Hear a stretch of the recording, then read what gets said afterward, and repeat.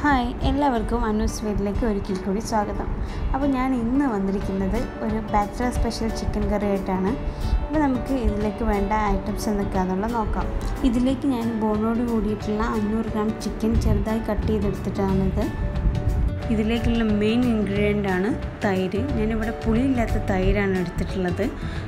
അത് വെച്ച് ചെയ്യുമ്പോൾ കുറച്ചും കൂടെ ടേസ്റ്റ് കൂടും കറിക്ക്. പിന്നെ നമുക്ക് വേണ്ടത്, ഞാനിവിടെ 7 പച്ചമുളക് എടുത്തിട്ടുണ്ട്, 1.5 ടേബിൾ സ്പൂൺ വീതം ഇഞ്ചിയും വെളുത്തുള്ളിയും എടുത്തിട്ടുണ്ട്, പിന്നെ ആവശ്യത്തിന് കറിവേപ്പില. ഇതിലേക്ക് ആവശ്യമായ മസാലപ്പൊടികളാണ് ഇതൊക്കെ.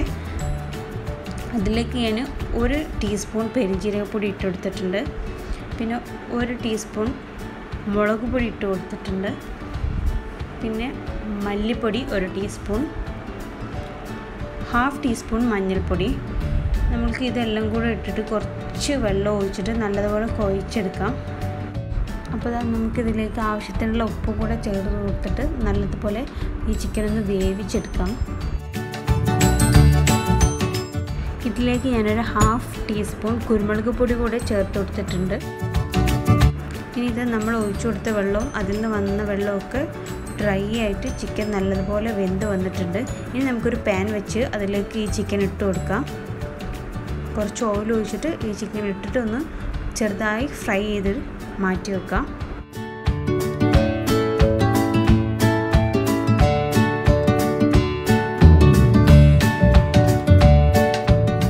അപ്പോൾ ഇതാ നമ്മുടെ ചിക്കനൊക്കെ നമ്മൾ ഓയിലിൽ നിന്ന് മാറ്റി വെച്ചിട്ടുണ്ട്.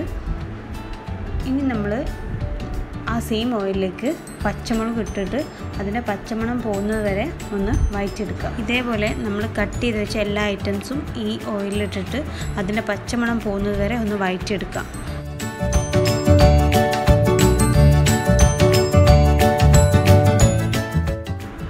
അതെല്ലാം നല്ലതുപോലെ ഫ്രൈ ആയി വന്നിട്ടുണ്ട്. ഇനി നമുക്കിതിലേക്ക് 1.5 table spoon tomato ketchup add ചെയ്തെടുക്കാം. അപ്പോൾ നമ്മൾ ടൊമാറ്റോ കെച്ചപ്പ് നല്ലതുപോലെ മിക്സ് ചെയ്തെടുത്തതിന് ശേഷം നമുക്ക് ഇതിലേക്ക് 1.5 ടേബിൾ സ്പൂൺ സോയ സോസ് കൂടെ ചേർത്ത് കൊടുക്കാം. നമ്മുടെ സോസുകളെല്ലാം നമ്മൾ നല്ലതുപോലെ മിക്സ് ചെയ്തതിന് ശേഷം ഞാനിവിടെ തൈര് 4.5 ടേബിൾ സ്പൂണാണ് ഇതിൽ ചേർത്ത് കൊടുക്കുന്നത്. തൈര് ചേർത്തതിന് ശേഷം നല്ലതുപോലെ മിക്സ് ചെയ്തെടുക്കണം. നിങ്ങൾ തൈര് ഇതിലേക്ക് ചേർത്ത് കൊടുക്കുമ്പോൾ വേറൊരു പാത്രത്തിൽ വെച്ചിട്ട് നല്ലതുപോലെ ബീറ്റ് ചെയ്തതിന് ശേഷം ഇതിലേക്ക് ചേർത്ത് കൊടുക്കുകയാണെങ്കിൽ ഇതുപോലെ പിരിഞ്ഞു വരില്ല.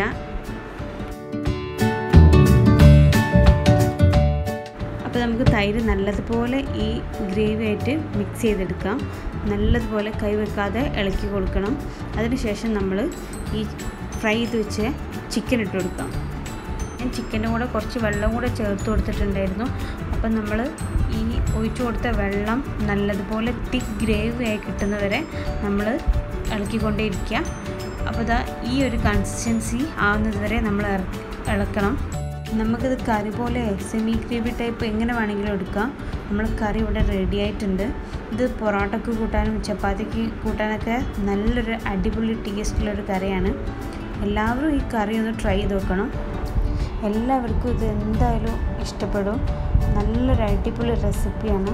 പിന്നെ ഈ റെസിപ്പി എനിക്ക് പറഞ്ഞത് എൻ്റെ ഒരു ഫ്രണ്ടാണ്. അവളെ വീട്ടിലുണ്ടാക്കുന്നൊരു റെസിപ്പിയാണിത്. ഞാൻ ഇതുവരെ അവൾ പറയുന്നതിൻ്റെ മുമ്പ് ഇത് കഴിച്ചിട്ടില്ല. അപ്പോൾ ഉണ്ടാക്കി കഴിച്ചപ്പോൾ എനിക്ക് നല്ലോണം ഇഷ്ടമായി. അപ്പോൾ ഇത് ആർക്ക് വേണമെങ്കിലും പെട്ടെന്ന് എളുപ്പത്തിൽ ഉണ്ടാക്കാൻ പറ്റുന്ന ഒരു റെസിപ്പി ആയതുകൊണ്ടാണ് ഞാനിത് ഷെയർ ചെയ്തത്.